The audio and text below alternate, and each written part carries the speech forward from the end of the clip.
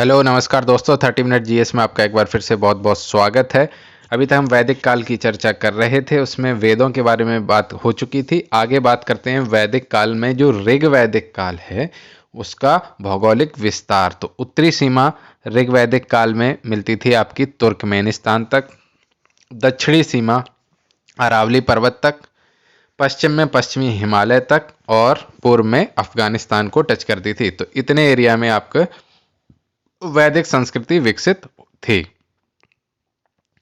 अब बात करें भारत के किन किन राज्यों में इसका विस्तार था, तो पंजाब, जम्मू कश्मीर, हरियाणा, दिल्ली, गुजरात, उत्तरी राजस्थान, पश्चिमी उत्तर प्रदेश में इसका विस्तार था।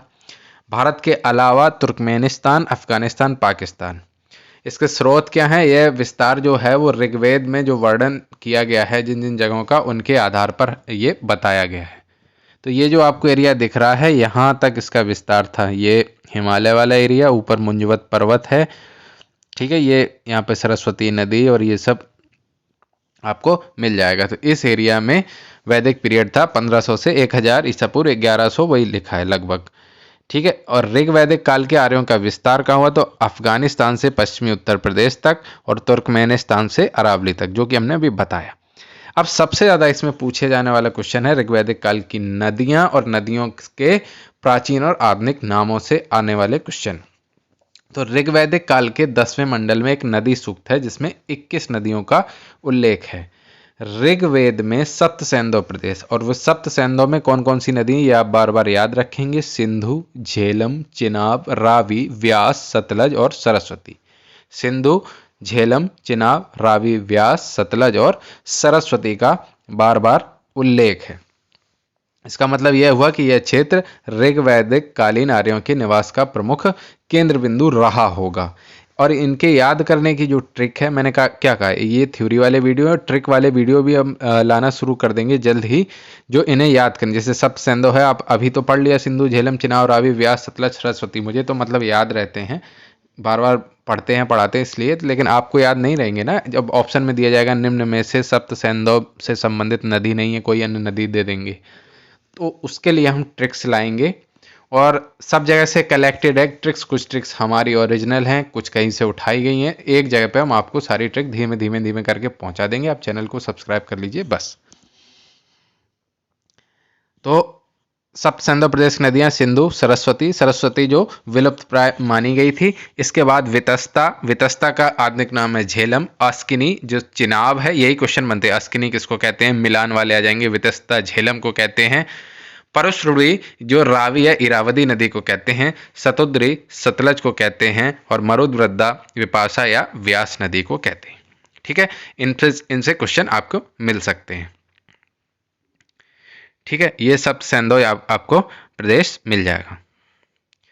माना जाता है कि इसी सप्त सैंधव प्रदेश में ऋग्वेद की रचना हुई होगी और देवासुर युद्ध हुआ होगा।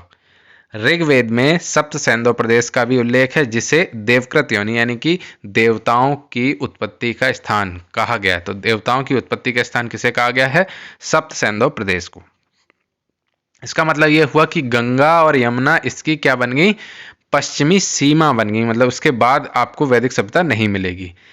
इससे स्पष्ट होता है कि ऋग्वैदिक काल के लोग गंगा यमुना नदी से परिचित तो थे, लेकिन इन नदियों का विशेष महत्व नहीं था। गंगा यमुना के विशेष महत्व नहीं है। ये यहाँ पे देखिए गंगा है, ये आपको दिख रही होगी, और ये आपकी यमुना दिख रही होगी। तो ये इनकी क्या बन गई? Border line. मतलब नदी के बारे में ये जानते थे लेकिन इनका विशेष महत्व नहीं था, वो तो बॉर्डर लाइन थी, ठीक है। तो अब क्वेश्चन बन जाते हैं कि ऋग्वेद में सबसे अधिक बार किस नदी का उल्लेख हुआ है? तो ऋग्वेद में सबसे अधिक बार उल्लेख हुआ है सिंधु नदी का। सिंधु नदी को उसके आर्थिक महत्व के कारण क्या कहते हैं? हिरण्यनी, हिरण्यनी। और सिंधु नदी के द्वारा ऊनी वस्त्रों का व्यवसाय होने के कारण इसे ऊर्णावती भी कहा जाता है। सुसोम पर्वत से निकलने के कारण इसे सुसोमा भी कहा जाता है। तो सिंधु नदी का उल्लेख सबसे ज्यादा हुआ है। इसके नाम क्या क्या है? हिरण्यनी, ऊर्णावती और सुसोमा। सुसोमा इसलिए क्योंकि सुसोम पर्वत से निकलती है, ऊनी वस्त्रों का व्यापार होता था इसी के रास्ते, तो इसको ऊर्णावती भी कहते हैं, और आर्थिक महत्व था इसलिए इसे हिरण्यनी भी कहते हैं। ऋग्वैदिक आर्यों की सबसे महत्वपूर्ण एवं प्रमुख नदी कौन सी? सरस्वती नदी थी। सरस्वती नदी को नदीतमा, देवीतमा, मातेतमा भी कहा गया है।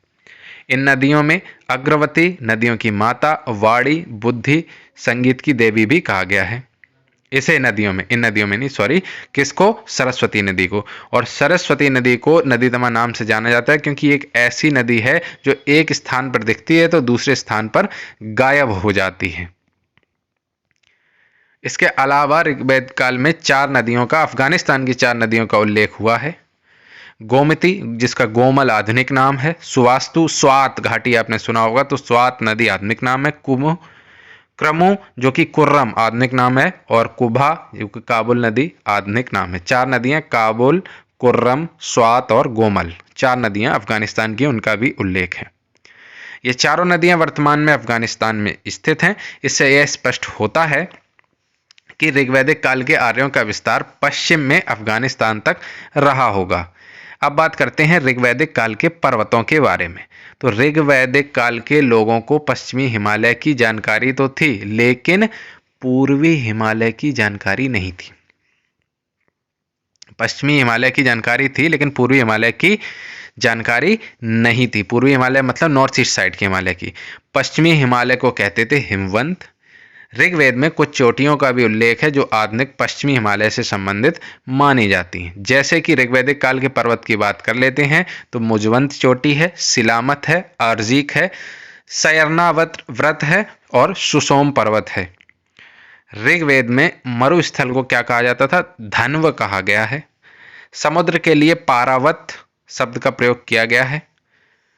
ठीक है, सरस्वत, सरन्यावत एटसेट्रा। ऋग्वैदिक आर्यों को समुद्र का ज्ञान भी था। ये इंपॉर्टेंट क्वेश्चन बन जाता है, क्या ऋग्वैदिक आर्य समुद्र के बारे में जानते थे? बिल्कुल। इस प्रकार यह स्पष्ट होता है कि ऋग्वैदिक काल के लोगों को हिमालय, पर्वत, समुद्र, मरुस्थल के साथ ही गंगा, यमुना जैसी नदियों के बारे में भी जानकारी थी। मेन बात ये है, पूरा सार ये निकल के आया कि ऋग्वैदिक काल के लोग हिमालय पर्वत, समुद्र, मरुस्थल, गंगा, यमुना और सरस्वती, झेलम, सिंधु, सब सैंदों वाली नदियां, इनके बारे में जानकारी थी। इसके अलावा वो पश्चिमी हिमालय को जानते थे, पूर्वी हिमालय को नहीं जानते थे। इतनी अगर आपको जानकारी है तो आप कोई भी क्वेश्चन कर सकते हैं। अब बात करते हैं ऋग्वैदिक काल के सामाजिक जीवन की। तो तत्कालीन समाज रक्त संबंध अथवा समगोत्रीयता पर आधारित था, यानी कि एक ही परिवार के लोग। और समाज का स्वरूप मूलतः कबीलाई था, यानी छोटे छोटे कबीलों में रहता था। और समाज की सबसे छोटी इकाई परिवार थी। संयुक्त परिवार की प्रथा प्रचलित थी। दादा, नानी, नाती, पोते आदि के लिए एक ही शब्द नप्त्र का प्रयोग किया गया। नप्त्र, नप्त्र इसका प्रयोग किया गया किसके लिए? दादा, रानी, नाती, पोते सभी के लिए नप्त्र शब्द का प्रयोग होता था। ऋग्वैदिक प्रमाणों के आधार पर तत्कालीन समाज समतामूलक था। समतामूलक मतलब सभी को समान दृष्टि से देखा जाता था। समाज में छुआछूत, दास प्रथा, जाति व्यवस्था का प्रचलन नहीं था और प्रायः सभी आर्य लोगों की सामाजिक स्थिति समान थी। और ऋग्वैदिक काल में वर्ण व्यवस्था प्रचलित थी। वर्ण व्यवस्था कैसी वाली? जाति वाली वर्ण व्यवस्था नहीं थी। वर्ण में पहली बात तो ये है, वैदिक काल में वर्ण का अर्थ रंग था, उसके बाद वर्ण का अर्थ कर्म हुआ, उसके बाद जो उत्तर वैदिक काल हुआ है तब वर्ण व्यवस्था आना शुरू हुई है, जो आज वाली वर्ण व्यवस्था यानी जाति व्यवस्था वाली व्यवस्था चालू हुई है। कुल मिला के अगर कोई पूछे ऋग्वैदिक काल, तो ऋग्वैदिक काल में जो आधुनिक बुराइयां हमें नजर आती हैं वो सब नहीं थी। इसका उदाहरण ऋग्वेद के 10वें मंडल के पुरुष सूक्त में मिलता है, यानी पुरुष सूक्त में वर्ण व्यवस्था का वर्णन मिलता है। लेकिन यह वर्ण व्यवस्था जन्म आधारित ना होकर कर्म आधारित थी। इंपॉर्टेंट है ये। और प्रत्येक व्यक्ति को अपने कार्यों की प्रकृति को बदलने की स्वतंत्रता थी, यानी कि यदि कोई शूद्र वर्ण में मान लीजिए पैदा हो गया और उसका शिक्षा ग्रहण कर ली और वो शिक्षक बन गया तो वो ब्राह्मण कहलाने लायक था। ये तो ऋग्वैदिक काल तक सब कुछ ठीक चल रहा था। ऋग्वैदिक काल का समाज पितृसत्तात्मक था। अब तुलना करो सिंधुकालीन सभ्यता की, तो सिंधुकालीन सभ्यता मात्र सत्तात्मक थी, लेकिन ऋग्वैदिक काल आते ही पितृसत्तात्मक समाज हो गया। इसका प्रमुख कारण यह रहा होगा कि प्रारंभ के चरण में समाज के विभिन्न कबीलों में आपसी संघर्ष रहा होगा और समाज की रक्षा के लिए पुरुष ही सैनिकों की तरह आगे आए होंगे, महिलाएं तो आगे आई हुई नहीं होंगी। तो जो आगे आएगा उसी को फल मिलेगा। इस तरह से पितृसत्तात्मक समाज हो गया। लेकिन उस समय क्वेश्चन भी बना है कि क्या ऋग्वैदिक काल में महिलाओं की स्थिति खराब थी? जी नहीं, बहुत अच्छी स्थिति थी। चूंकि समाज की रक्षा का दायित्व पुरुषों पर था, अतः इसी क्रम में परिवार में पितृसत्तात्मक स्वरूप पर आधारित हो गए। परिवार के मुखिया को ऋग्वेद में कुलप नाम से संबोधित किया गया है। ये क्वेश्चन बन जाता है कि कुलप संबंधित है, तो कुलप का संबंध है ऋग्वेद से, और ऋग्वेद में परिवार के मुखिया को बोलते हैं कुलप। किंतु हाँ, अब आगे सुनो इसकी आगे कहानी। किंतु इसका तात्पर्य यह नहीं था कि समाज में महिलाओं की स्थिति दयनीय थी। महिलाओं को भी समान और पर्याप्त महत्व दिया जाता था। महिलाओं के साथ भेदभाव एवं शोषण करने वाले कारकों जैसे बाल विवाह, बहुविवाह, नियोग प्रथा, दहेज प्रथा, पर्दा प्रथा जैसे कोई भी नियम ऋग्वैदिक काल में नहीं थे, और विवाह के लिए लड़की को अपना पक्ष रखने का अधिकार था। हालांकि उस समय लड़की की शादी के अवसर पर उपहार देने की प्रथा अवश्य प्रचलित थी, और किंतु यह परंपरा जो थी उपहार देने की, वे स्वेच्छा पर आधारित थी, जिसे वहूत कहा गया, वहूत। इसके अलावा लड़की का जीवन पर्यंत अविवाहिता रहने का भी अधिकार था, और जिसे कहा जाता था अमाजू। अमाजू बहुत बार पूछा गया है, तो अमाजू मतलब वह स्त्री जो वह लड़की जीवन पर्यंत अविवाहित रहना चाहती, उसको बोलते थे अमाजू। पुत्र की तरह पुत्री को भी शिक्षा एवं यज्ञ आदि का अधिकार था। कुल मिला के आपको याद कुछ नहीं करना है, ये करना है जो कुछ अच्छाइयाँ थी सब ऋग्वैदिक काल में थी। जो आजकल हम डिमांड कर रहे हो वो सब थी। बस समाज पितृसत्तात्मक था, लेकिन महिलाओं की स्थिति अच्छी थी। मतलब सब कुछ अच्छा अच्छा अगर कहीं पूछे तो ऋग्वेद काल में आप टिक लगा देना। ऋग्वेद में मैत्रेय, कात्यायनी तथा गार्गी जैसी महिलाओं का भी उल्लेख है, जो पुरुषों के समान ही यज्ञों में भाग लेती थी। स्त्रियों की शिक्षा पर किसी भी तरह का कोई भी प्रतिबंध नहीं था। ऋग्वेद में लोपामुद्रा, शिक्ता, अपाला एवं विश्ववारा जैसी शिक्षित महिलाओं का भी उल्लेख मिलता है। तत्कालीन समाज में विधवा विवाह का भी प्रचलन था। स्त्रियों को तलाक देने तथा पुनर्विवाह करने का भी अधिकार था। बोला ना, जो कुछ अच्छा है सब उसी समय है ऋग्वेद काल में। इस प्रकार हम कह सकते हैं कि ऋग्वैदिक काल का समाज लैंगिक समता पर आधारित था। इसीलिए स्वामी दयानंद सरस्वती भी बोलते हैं कि वेदों की ओर लौटो। और कई अकलदार लोग कह देते हैं कि वेद की वजह से हम पिछड़ गए। अकलदार लोग ये भी कह देते हैं कि अब हम वेद पढ़ेंगे नहीं क्योंकि इसकी वजह से हम पिछड़ गए। वो दोनों चीज़ें कह देते हैं कि हमें वेद पढ़ने नहीं दिया गया इसलिए हम पिछड़ गए, और आगे जब कह दो उनसे पढ़ो, बोलते ये पढ़ेंगे नहीं, इनकी वजह से तो हम पिछड़े, इसमें ही गलत सलत लिखा है। ऋग्वैदिक लोग विवाह को धार्मिक कार्य मानते थे। ऋग्वेद में कई जगह अंतरजातीय विवाहों का भी उल्लेख मिला है। यह अंतरजातीय विवाह दो प्रकार से होता था। उच्च वर्ण के पुरुष का निम्न वर्ण की स्त्री से विवाह अनुलोम विवाह कहलाता था। यानी पुरुष उच्च वर्ण का है और स्त्री निम्न वर्ण की है, तो और उसका विवाह हो गया तो वो अनुलोम विवाह हो गया। जबकि निम्न वर्ण के पुरुष का उच्च वर्ण की स्त्री से विवाह जो होता था वो प्रतिलोम विवाह कहलाता था। ये इंपॉर्टेंट क्वेश्चन है। अनुलोम विवाह किसे कहते हैं, प्रतिलोम विवाह किसे कहते हैं। ऋग्वैदिक काल में सोम और सुरा का प्रचलन था। चावल, गेहूं, दूध, दही सभी प्रकार के खाद्य पदार्थ एवं फसलें प्रचलित थी। लोग शाकाहारी एवं मांसाहारी दोनों थे। वस्त्र सूत, ऊन व चर्म यानी कि चमड़े के बने होते थे। नर्तकियों द्वारा विशिष्ट परिधान पेशस धारण करने का विवेचन यानी कि विवरण मिलता है। पेशस माने विशिष्ट परिधान, आभूषण पहनने की प्रथा थी। यक्षमा, तपेदिक एक बीमारी होती है, उसका उल्लेख अनेक स्थानों पर हुआ है। मृतकों को प्रायः अग्नि में जलाया जाता था, लेकिन कभी कभी दफनाया भी जाता था। और भिषज शब्द का प्रयोग ऋग्वेद में वैद्य के लिए होता था। भिषज अश्विन देवता को कहा जाता था, यानी कि जो वैद्य जी होते थे वो कहलाते थे भिषज। और भिषज वैसे मूल रूप से किसको कहते थे, अश्विन देव को कहा जाता था। अब फैक्ट की बात कर लेते हैं। ऋग्वैदिक काल का राजनैतिक जीवन की बात करें, एक मिनट।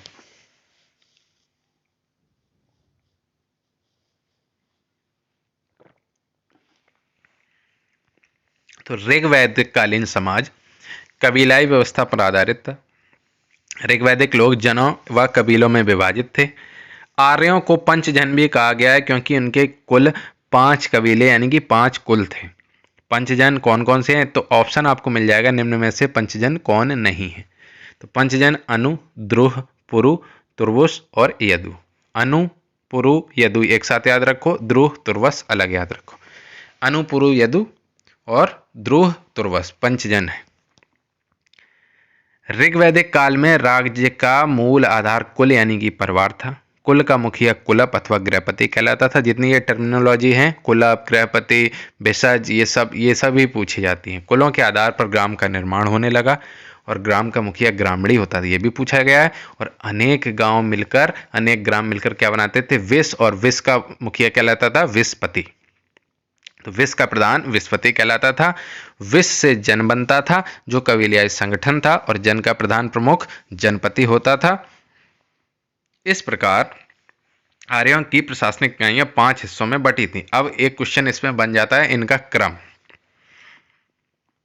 जैसे कुल, ग्राम, विष, जन, राष्ट्र। कुल का मुखिया कुलप, ग्राम का ग्रामणी, किस छोटे से बड़े के क्रम में है? कुल सबसे छोटी इकाई है तो कुल का मुखिया कुलप, ग्राम का ग्रामीणी, विष का विषपति, जन का जनपति, राष्ट्र का राजा। ऋग्वैदिक काल में राष्ट्र की क्षेत्रीय अवधारणा धीरे धीरे विकसित हो रही थी, यानी कि अभी तक तो क्षेत्रों में कबीलाई समाज था, फिर धीरे धीरे राष्ट्र की अवधारणा विकसित होने लगी। ऋग्वेद के 10वें मंडल में, और 10वां मंडल लास्ट में जोड़ा गया है, तो 10वें मंडल में राजा से राष्ट्र की रक्षा करने को कहा गया है। और ऋग्वेद में जन शब्द का उल्लेख 275 बार मिलता है। लेकिन इंपॉर्टेंट बात यह है कि ऋग्वेद में जनपद शब्द का उल्लेख एक भी बार नहीं मिलता है। हालांकि जनपद का उल्लेख अप्रत्यक्ष रूप से कई बार, मतलब एक बार मिलता है, लेकिन जनपद शब्द डायरेक्ट नहीं लिखा है। किंतु अधिकांश इतिहासकारों के अनुसार जनपद का उल्लेख ऋग्वेद में है ही नहीं। अब प्रणाली कैसी थी? लोकतंत्र था? जी नहीं, बस ऋग्वैदिक काल में राजतंत्रात्मक शासन प्रणाली थी। किंतु ऋग्वेद में कुछ स्थानों पर सांकेतिक रूप से लोकतंत्र प्रणाली के दृष्टांत यानी कि उदाहरण भी मिलते हैं। कबीले का एक राजा होता था जिसे कहा जाता था गोप। ये गोप पूछा गया है कई बार। राजा का प्रमुख कार्य कबीले की रक्षा करना होता था। युद्ध आदि अधिक होने के कारण राजा के पद का विशेष महत्व होता था। और ऋग्वेद में राजा की तुलना इंद्र और वरुण देव से की गई है। ये क्वेश्चन है, ऋग्वेद में राजा की तुलना किससे की गई है? इंद्र और वरुण देव से की गई है। साधारणतया राजा का पद वंशानुगत होता था, लेकिन जनता की अनुमति यानी कि अनुमोदन आवश्यक था। जनता राजा को हटा भी सकती थी। राज्यारोहण के साथ साथ राज्याभिषेक की भी परंपरा थी। राज्याभिषेक के समय राजा को अपनी प्रजा की रक्षा के लिए प्रतिज्ञा लेनी पड़ती थी। युद्ध के समय राजा अपनी प्रजा की रक्षा एवं कबीले का नेतृत्व करता था। ऋग्वैदिक काल में राजा नियमित सेना नहीं रखता था। महाजनपद काल के बाद नियमित सेना शुरू होती है थोड़ी थोड़ी, ठीक है। उससे पहले राजा नियमित सेना रखता ही नहीं था। ऋग्वैद काल में या वैदिक काल में राजा नियमित सेना रखता ही नहीं था और युद्ध के अवसर पर सेना को एकत्र कर लिया जाता था। युद्ध के अवसर पर जो सेना एकत्र की जाती थी उनमें फ्रात, गढ़, गाम और शर्द नामक विविध कबीलियाई सैनिक सम्मिलित होते थे। युद्ध में पैदल सेना के साथ साथ रथ और घोड़े, आर्य जहाँ पे मिलेंगे वहाँ आपको रथ घोड़े एक साथ मिलेंगे। अभी तक युद्ध में हाथियों के उपयोग का प्रचलन नहीं हुआ है, वो हुआ है आगे चल के महाजनपद काल में। ऋग्वेद में युद्ध धनुष बाण से होता था। ऋग्वेद में पुर पथरिष्णु का उल्लेख हुआ है जो प्रायः दुर्ग को गिराने का एक यंत्र था, यानी कि किलों को ध्वस्त करने का। पुर पथरिष्णु। उल्लेखनीय है कि ऋग्वैदिक प्रशासन मुख्यतः एक कबीलाई व्यवस्था वाला शासन था जिसमें सैन्य भावना प्रधान होती थी। नागरिक व्यवस्था अथवा प्रादेशिक प्रशासन जैसी किसी चीज का अस्तित्व नहीं था, क्योंकि लोग विस्तार कर अपना स्थान बदलते जा रहे थे। इस समय राजा को किसी भी दशा में ईश्वर का प्रतिनिधि नहीं माना जाता था और ना ही वह कभी किसी प्रकार की दैवी शक्ति का दावा करता था, यानी कि राजा खुद को भगवान नहीं मानता था और उसके कोई धार्मिक कार्य भी नहीं थे। इसके बावजूद वह अपने कबीले की रक्षा और कल्याण के लिए यज्ञ करने तथा उसे संपन्न करने में पुरोहितों का सहयोग करता था। सुचारू रूप से प्रशासन चलाने के लिए राजा की मदद के लिए कुछ अधिकारी भी होते थे, जो बार बार अधिकारी परेशान करते हैं, एग्जाम में आते हैं, पूछते हैं। तो राजा की सहायता हेतु पुरोहित, सेनानी, ग्रामणी नामक प्रमुख अधिकारी थे। सबसे महत्वपूर्ण अधिकारी कौन होता था? पुरोहित होता था, और वह राजा के बाद सबसे शक्तिशाली अधिकारी होता था। और पुरोहित का पद प्रायः वंशानुगत होता था। पुरोहित का काम होता था राजा को उचित अनुचित का ज्ञान कराना, उसके कर्तव्यों से उसे अवगत कराना। इसके प्रतिफल में पुरोहित राजा से गायों और दासियों के रूप में दान दक्षिणा प्राप्त करते थे। दासी माने घर के काम खाली। आधुनिक दासियों में अलग सिस्टम है, पुरानी दासियों की बात अलग थी। कुल मिला के एक समझ लीजिए आप, जो राजा अगर हम मान लेते हैं राष्ट्रपति, तो वो है प्रधानमंत्री, भारत का नहीं, अमेरिका का मानिए। उस हिसाब से सिस्टम आप समझिए कि सेकंड नंबर पे होते था पुरोहित, और वो सलाह देता था क्या करना है क्या नहीं करना है, क्योंकि राजा युद्ध में बिजी रहता था और पुरोहित बुद्धि लगा के बताता था कि इस पे अटैक कर दो, यहाँ से ये कर दो, यहाँ से ये मिलेगा, ये सब। पुरोहित के बाद सेनानी का स्थान होता था, जो सेना का प्रधान होता था। ग्रामणी और व्रजपति का भी उल्लेख मिलता है। अब इंपॉर्टेंट आ गया, व्राजपति कहते किसको हैं? तो चारा गाय का जो अधिकारी होता था वो था व्राजपति। लड़ाकू दलों के प्रधानों को क्या कहा जाता था? ग्रामीणी। ये भी पूछा गया है। ग्रामीणी संभवतः घरेलू यानी कि असैनिक और सैनिक दोनों कार्यों के लिए गांव का प्रधान होता था, यानी ग्राम प्रधान ग्रामीणी कहलाता था, जो सैन्य और असैन्य दोनों काम करता था। और व्राजपति जो होता था वो चारा गाय का अधिकारी होता था। सूत, रथकार तथा कम्मादि आदि पदाधिकारी, इनको क्या कहते हैं? रत्नी। रत्नी, इनकी संख्या राजा सहित करीब 12 होती थी। ये राजा के राज्याभिषेक के समय उपस्थित रहते थे। और दुर्गपति कौन होते थे? कहलाते थे पुरप। पुरप को कहते थे दुर्गपति। स्पष्ट जनता की गतिविधियों को देखने वाले गुप्तचर होते थे। इसको मैंने ऐसे याद कर रहा, तो ऐसे नहीं चुपचाप रहो, तो ऐसे कर दिया स्पष्ट। तो याद रखो कि राजा जनता की गतिविधियों को देखने वाले गुप्तचर स्पष्ट कहलाते थे। राजा प्रजा की रक्षा करती थी और प्रजा उसे बलि नामक टैक्स देती थी, यानी कर जो दिया जाता था उसको क्या बोला जाता था? बलि। ये भी क्वेश्चन कई बार पूछा गया है। और कर वसूलने वाले किसी भी अधिकारी का नाम देखने को ऋग्वैदिक काल में नहीं मिलता है। हालांकि भागदूत नामक एक विशिष्ट अधिकारी का उल्लेख अवश्य मिला है, जो जनता एवं राजा के मध्य करों का निर्धारण करता था। ये टैक्स डिसाइड करता था कि कितना लेना है। कौन? भागदूत। लेकिन टैक्स वसूलने वाले कोई अधिकारी का नाम नहीं मिला है। और राजा को जो टैक्स दिया जाता था उसे बलि नाम से जाना जाता था। ऋग्वेद में न्यायाधीश का उल्लेख नहीं मिलता है, राजा ही न्यायाधीश होता था। समाज में कई प्रकार के अपराध होते थे और गायों की चोरी सामान्य बात होती थी। आजकल के ज़माने में आजम खान की भैंस चोरी होती है, उस समय पे गायें चोरी होती थी, उनके बारे में सामान्य बात थी। ऋग्वेद में सभा और समिति का उल्लेख है, मोस्ट इंपॉर्टेंट। सभा और समिति मिलकर राजा को निरंकुश होने से रोका करते थे और उनके अधिकारों को सीमित किया करते थे। समिति में जन के लोग शामिल होते थे और समिति ही राजा के कार्यों पर नियंत्रण रखती थी। ठीक है। समिति राजा का निर्वाचन करती थी।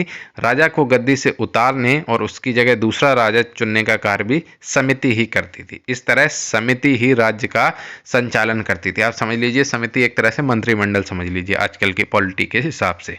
और इस समिति के अध्यक्ष को पति या ईशान कहा जाता था। ईशान कहा जाता था। ठीक है। और समिति में राजकीय विषयों पर चर्चा होती थी तथा सहमति से निर्णय होता था। संभवतः समिति में राजनीतिक गैर राजनीतिक विषयों पर भी चर्चा होती थी और ऋग्वेद में 9 बार समिति की चर्चा हुई है। विदत आर्यों की प्राचीनतम संस्था थी, इसे जनसभा भी कहा जाता था। इंपॉर्टेंट है, विदत संस्था सैनिक, असैनिक और धार्मिक कार्यों से संबंधित थी और ऋग्वेद में विदत शब्द का उल्लेख हुआ है कुल 22 बार। विदत ऐसी संस्था थी, इंपॉर्टेंट है, विदत करके पूछ लेते हैं विदत होता क्या है। विदत ऐसी संस्था थी जो युद्ध में लूटी गई वस्तुओं अथवा उपहार और समय समय पर मिलने वाली भेंटों की सामग्रियों का वितरण करती थी। ऋग्वैदिक काल में स्त्रियां भी सभा और विदत में भाग लेती थी। सभा वृद्ध यानी कि श्रेष्ठ और कुलीन लोगों की संस्था थी जिन्हें कहा जाता था सुजान। सभा कबीले के चुनिंदा सदस्यों की संस्था थी, जबकि समिति संपूर्ण कबीले की संस्था थी। सभा जो श्रेष्ठ और कुलीन लोग थे, वृद्ध, श्रेष्ठ और कुलीन लोग, उनकी संस्था थी जिन्हें क्या कहा जाता? सुजान। और सभा कबीले के कुछ ही लोगों की संस्था थी, जबकि समिति संपूर्ण कबीले की संस्था थी। इस प्रकार यह समिति की अपेक्षा छोटी होती थी। तो सभा छोटी होती थी, समिति बड़ी होती थी, और समिति के हिसाब से ही राज्य का प्रशासन चलता था, और स्त्रियां सभा और समिति दोनों में भाग लेती थी। सभा के अध्यक्ष को सभापति और सदस्यों को सभासद कहा जाता था। वेदों में सभा के सदस्यों को पितरा या पिता भी कहा गया है। सभा में भागीदारी करने वाले सभेय कहलाते थे। सभा का प्रमुख कार्य था सार्वजनिक मामलों पर फैसला करना और न्याय प्रदान करना। जिस व्यक्ति को सभा के सम्मुख प्रस्तुत किया जाता था उसे सभाचर कहा जाता था। स्त्रियों को सभा में शामिल नहीं किया जाता था। सॉरी, यहाँ पर हम एक आपको थोड़ी सी मिस इन्फॉर्मेशन हो गई है कि ऋग्वैदिक काल में स्त्रियां भी सभा और विदत में भाग लेती थी।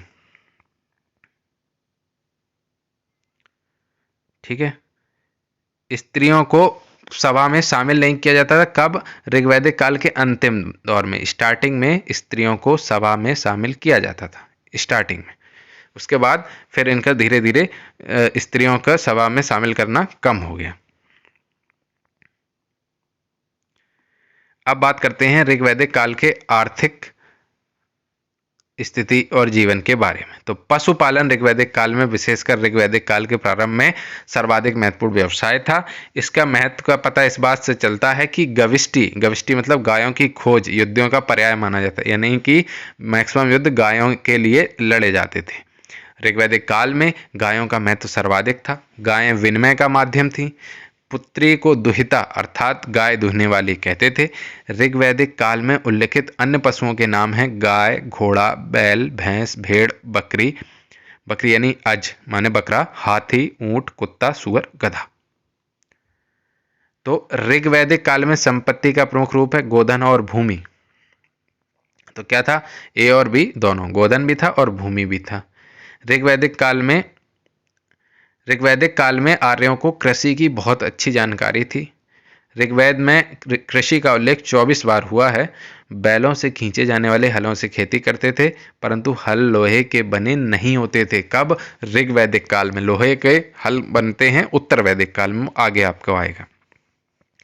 भूमि दान के उदाहरण नहीं प्राप्त होने के कारण ऐसा माना जाता है कि भूमि पर निजी स्वामित्व की शुरुआत नहीं हुई थी, यानी कि सारी भूमि राजा की ही मानी गई ऋग्वैदिक काल में। जोतने, बोने, हंसिया से फसल काटने, दावनी, फटकना, गट्ठा बनाना आदि क्रियाओं से लोग परिचित थे। कृषि का सर्वाधिक वर्णन ऋग्वेद के चौथे मंडल में आया है। मोस्ट इंपॉर्टेंट पॉइंट है कि कृषि का वर्णन सर्वाधिक बार तो ऋग्वेद के चौथे मंडल में आया है। और जंगलों को साफ करने के लिए आर्यों ने अग्नि यानी कि आग का प्रयोग किया। खाद का भी प्रयोग किया जाता था उस समय। नहरों से सिंचाई की जाती थी, नहरों से। और आर्यों को अनाज के एक ही किस्म की जानकारी थी जिसे वो यव कहते थे, जिसका शाब्दिक अर्थ जौ समझा जाता है। ऋग्वैदिक समाज में व्यवसाय आनुवांशिक नहीं हुए थे, यानी कि ऐसा नहीं पीढ़ी दर पीढ़ी एक ही व्यवसाय कर रहे हैं। पशुपालन एवं कृषि के अतिरिक्त इस काल में अनेक प्रकार के शिल्प एवं उद्योगों का प्रचलन था। और ऋग्वैदिक काल में उल्लेखित धातुओं में प्रमुख धातु अयस है। अयस का मतलब या तो कांसा रहा होगा या फिर तांबा रहा होगा। ऋग्वैदिक आर्यों को लोहे का ज्ञान था ही नहीं। चांदी के ज्ञान का भी प्रयोग संदिग्ध है। ऋग्वेद में जिन प्रमुख व्यवसायियों का उल्लेख मिलता है उनमें अब इन पे क्वेश्चन बनता है। तक्षा यानी कि बढ़ई, धातुकर्मी तो धातु का काम करने वाला, स्वर्णकार, चर्मकार, वाय यानी कि जुलाहे, कुंभकार यानी कि घड़े बनाने वाला, कुलाल आदि प्रमुख है। बढ़ई संभवतः शिल्पियों का मुखिया माना गया है। ऋग्वेद में कपास का भी उल्लेख नहीं है। तसर शब्द का प्रयोग करघे के लिए हुआ है। वस्त्रों के ऊपर कढ़ाई का काम करने वाली औरतों को पेशकारी कहा गया। लोग धातुओं को गलाने, उन्हें पीटकर विविध वस्तुओं बनाने का कार्य जानते थे। व्यापार वस्तु विनिमय के माध्यम से होता था, यानी मुद्रा नहीं। पड़ी अत्यधिक ब्याज दर पर ऋण देते थे, उन्हें वेकनाट, इंपॉर्टेंट है, सूदखोर कहा गया। वेकनाट। व्यापार की प्रमुख वस्तुएं क्या थी? कपड़े, तोशक, चादर और चमड़े की वस्तुएं थी। और इस काल में समुद्री तथा विदेशी व्यापार के संबंध में कोई प्रमाण नहीं मिले हैं, अपने ही में खुश थे। तो क्वेश्चन है, निम्न में से किस फसल का ज्ञान वैदिक काल के लोगों को नहीं था? जौ, गेहूं, चावल, तंबाकू। तो ऑप्शन आपका क्या होगा? तंबाकू। वो तो पुर्तगाल से आया, हमें पता है। ऋग्वैदिक काल के धार्मिक जीवन की बात कर लेते हैं तो वैदिक देवता अधिकांशतः प्राकृतिक शक्तियों के मानवीकृत रूप हैं। धार्मिक विकास के तीनों रूप प्राप्त हैं। बहुदेववाद भी था, एक ईश्वरवाद भी था, यानी बहुत से देवताओं में विश्वास था, एक ईश्वरवाद भी था और एक आत्मकवाद भी था, यानी कि कई रूप लेकिन एक ही ईश्वर है, ऐसा भी उनका मानना था। ऋग्वैदिक देवताओं को 3 श्रेणियों में विभक्त किया जाता है। स्वर्ग के देवता थे द्यौस, वरुण, आय, मित्र, सूर्य, सविता, पूषण, विष्णु, अदिति, उषा और अश्विन। अंतरिक्ष के देवता थे इंद्र, रुद्र, मरुत, वात और पर्जन्य। पृथ्वी या पार्थिव देवता थे अग्नि, सोम, पृथ्वी। अग्नि, सोम, पृथ्वी। ऋग्वेद के प्रमुख देवता हैं इंद्र। इंद्र को ही कहा गया पुरंदर। ये बादल एवं वर्षा के देवता थे और ऋग्वेद में इंद्र की स्तुति में 250 सूक्त हैं, 250 सूक्त हैं। और ऋग्वेद के दूसरे प्रमुख देवता इंपॉर्टेंट है, पहले हैं इंद्र, दूसरे हैं अग्नि। अग्नि मानव एवं देवताओं के बीच मध्यस्थ की भूमिका निभाते थे। तीसरे प्रमुख देवता थे वरुण। इन्हें जल निधि का देवता माना जाता था और इसे ऋतस्य गोपा अर्थात ऋत का रक्षक कहा गया है। इन्हें प्राकृतिक घटनाओं का संयोजक माना गया है वरुण को। और सोम थे वनस्पति देवता, मारुत थे तूफान के देवता। ऋग्वैदिक आर्य प्रवृत्ति मार्गी था। ऋग्वैदिक आर्यों के जीवन में मोक्ष और गृह त्याग का कोई स्थान नहीं था। ऋग्वेद में मंदिर अथवा मूर्ति पूजा का उल्लेख है ही नहीं। सबसे इंपॉर्टेंट बात कि ऋग्वेद में मंदिर अथवा मूर्ति पूजा का कोई उल्लेख नहीं है। देवों की आराधना मुख्यतः स्तुति पाठ एवं यज्ञ आहुति से की जाती थी। यज्ञ में दूध, अन्न, घी, मांस तथा सोम की आहुतियां दी जाती थी। सोम एक प्रकार से मदिरा होती थी, एक पौधे से प्राप्त होती। यज्ञ अत्यंत सरल तरीके से होते थे, इसमें कोई जटिलता नहीं थी, कोई कर्मकांड नहीं थे। ऋग्वैदिक लोग आध्यात्मिक उन्नति अथवा मोक्ष के लिए देवताओं की आराधना नहीं करते थे, न इसलिए नहीं अपने शांति के लिए। देवताओं की आराधना मुख्यतः पशु, अन्न, धन, स्वास्थ्य आदि के लिए ही करते थे। ऋग्वैदिक आर्य आत्मा में विश्वास रखते थे, लेकिन उस समय पुनर्जन्म की अवधारणा विकसित नहीं हुई थी, यानी कि सब कुछ अच्छा ही अच्छा था। वैदिक धर्म का प्रमुख लक्षण इनमें किसकी उपासना था? प्रकृति, पशुपति, देवी माता, त्रिमूर्ति। तो सिंपल सा आंसर है प्रकृति। ठीक है, तो यहाँ पर आपका खत्म होता है ये वीडियो। चैनल को सब्सक्राइब कर लीजिए, आगे भी जल्दी जल्दी हम इसकी सीरीज लाने वाले हैं। आपके सभी एग्जाम में ये वीडियो इंपॉर्टेंट होंगे। बहुत बहुत धन्यवाद।